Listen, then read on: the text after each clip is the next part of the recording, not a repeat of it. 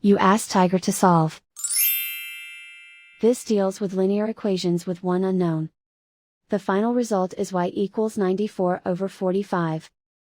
Let's solve it step by step. Simplify the expression. Group like terms. Find the lowest common denominator. Multiply the denominators. Multiply the numerators. Combine the fractions. Combine the numerators. Group all constants on the right side of the equation.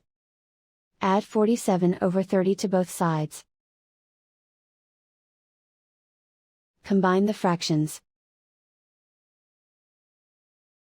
Combine the numerators. Reduce the zero numerator. Simplify the arithmetic.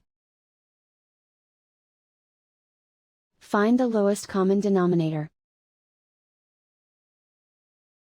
Multiply the denominators. Multiply the numerators. Combine the fractions. Combine the numerators. Find the greatest common factor of the numerator and denominator. Factor out and cancel the greatest common factor. Isolate the y. Divide both sides by 3. Simplify the fraction.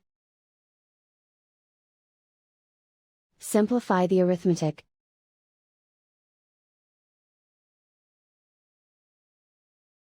And so the final result is y equals 94/45.